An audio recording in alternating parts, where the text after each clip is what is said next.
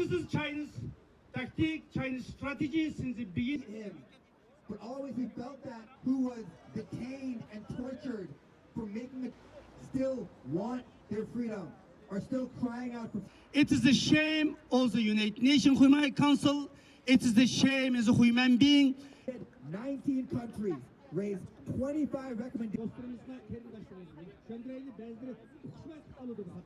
In country raised the Uyghur issue, made a recommendation on the Tibet.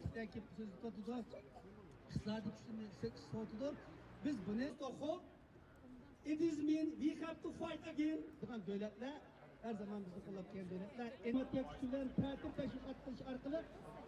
Okay. Okay. And then what I was going to ask you about the demonstration tomorrow. Yeah, tomorrow we have. And intimidation of activists and others like yesterday or over the weekend? Yeah, yesterday we aware of them yesterday. Okay. Yes, yes. It's pretty cold. Yeah, Yeah. this is bad because we already set up 10 community from Switzerland, the rest of some European countries. Right. So nice to see you. She has her together. Wonderful. Are you going to be in the room when we have the... Oh, no, I'm not. Has used its tactics and strategies. In its reporting houses, so many journals that are being published, but the core question China says is that, oh, we have built or rebuilt or renovated so many monasteries. But the question is not about the statues of the monasteries. The question is no. Tibetans continue to be controlled.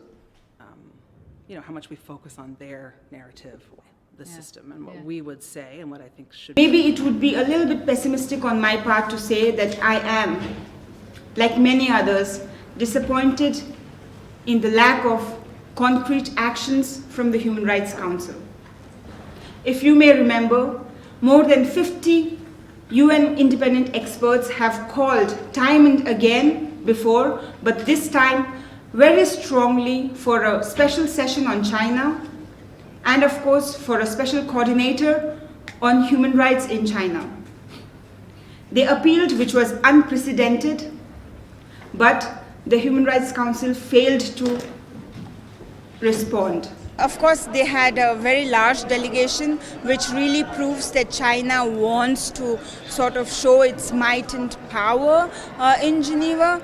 But it is a sad situation for the civil society organizations, especially the NGOs that are really voicing concerns on the human rights situation, that they do not have enough space inside the palais in room number 20 to actually sit and listen to the conversation, because all the NGO seats are being occupied by the members of the delegation. There's no any excuse to the country continue silence ongoing genocide, because today also million of Uyghurs, at least 3 million Uyghurs are suffering concentration camp.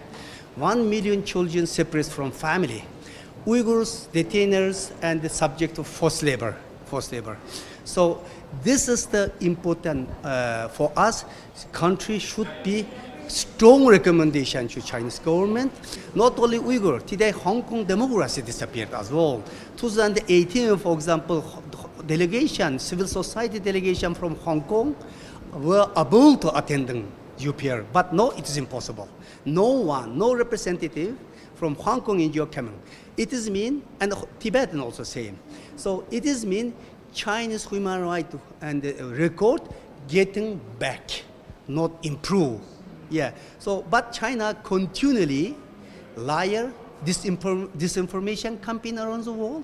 So we have over 1 million Tibetan children from ages as young as 3 in the boarding preschools to 18 years old in the colonial boarding school system. And this number represents, just from ages 6 to 18, that represents nearly 80% of all Tibetan school-age children. So we're talking about the vast majority of children, Tibetan children, separated from their families and living in residential boarding school.